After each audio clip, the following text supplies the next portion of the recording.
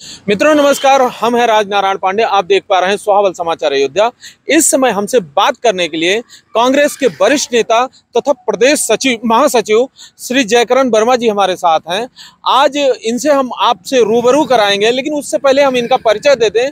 अयोध्या जनपद से एक ऐसी शख्सियत हैं कि ये 3 बार से जो अध्यक्ष बनते हैं कांग्रेस पार्टी के, उनके साथ इनको वरीयता मिलती है। आज ये पार्टी के प्रदेश महासचिव हैं कांग्रेस पार्टी के, और इनसे एक गंभीर मुद्दे पर हम इसलिए चर्चा करना चाह रहे हैं क्योंकि आने वाला जो लोकसभा चुनाव है 2024 का, उसमें इनकी मुख्य भूमिका यहाँ पर जनपद में मानी जा रही है।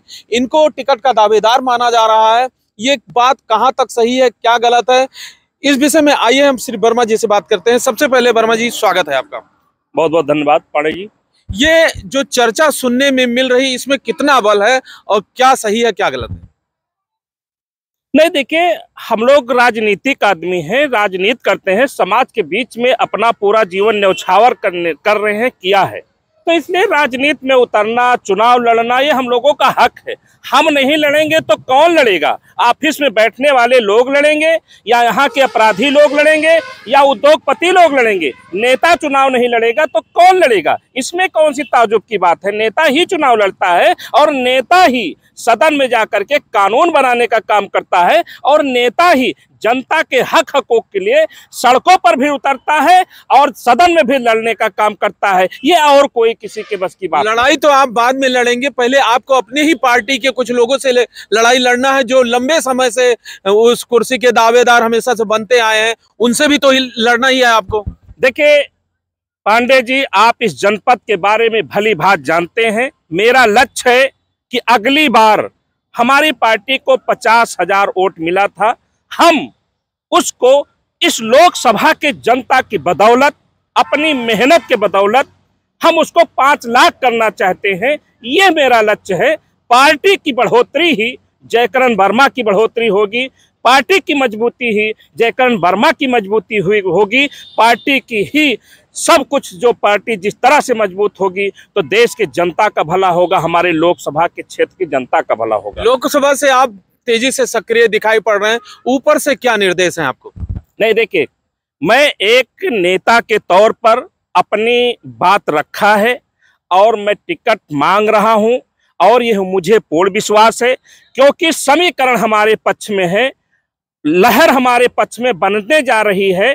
यदि पार्टी हमें टिकट देगी तो यह सीट कांग्रेस के खाते में जीत कर जाएगी। ऐसा मैं नहीं कह रहा हूं, क्षेत्र के लोग कहते हैं, अपने लोग कहते हैं। इस लोकसभा का जो समीकरण है वो कहता है भारतीय जनता पार्टी को हराना है तो जयकरण वर्मा ही एकमात्र विकल्प है। चलिए ठीक है, हम ये मान लेते हैं कि आपकी पार्टी आपको वरीयता दे रही है, लेकिन जैसे ही लोकसभा चुनाव आता है, विधानसभा का चुनाव आता है, तो आपके नेता आदरणीय राहुल गांधी जी द्वारा ऐसी टिप्पणी कर दी जाती है जो चर्चा का विषय हो जाता है, थाने में तहरीर पड़ जाती है और लोग कार्रवाई की मांग करने लगते हैं। अभी उन्होंने प्रधानमंत्री जी को पनौती कह दिया, जिसपे बड़ा हाहाकार मचा हुआ है। इस पर आपको क्या कहना है?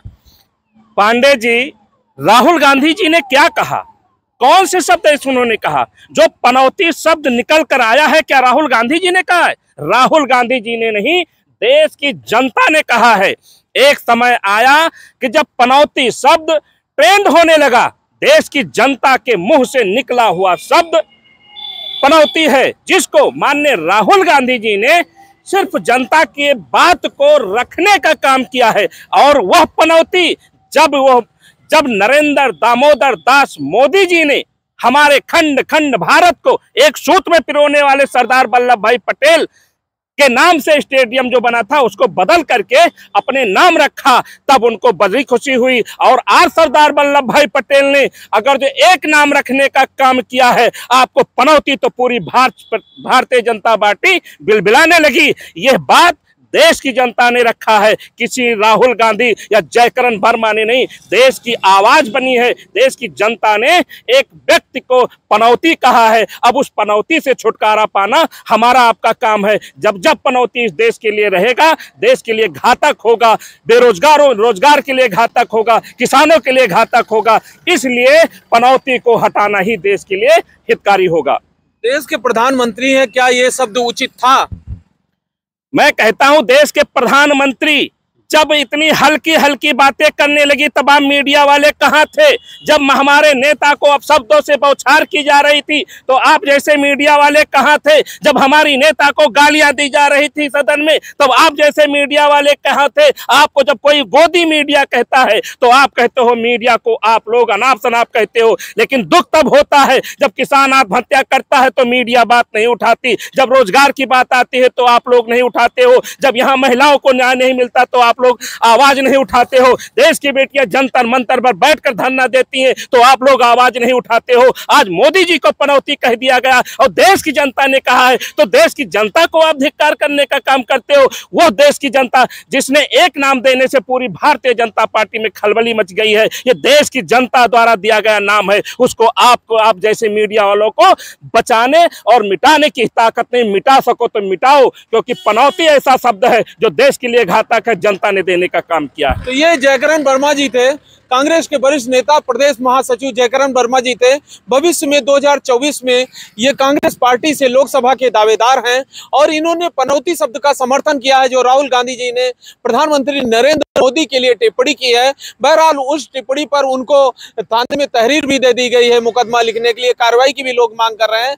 लेकिन यहाँ से भी, अयोध्या से भी राहुल गांधी जी के लिए समर्थन में आवाज उठ गई है। अब देखना ये आने वाला समय बताएगा कि इस शब्द का आगे क्या क्या होता है, ये तो आने वाला समय बताएगा। बहुत बहुत धन्यवाद।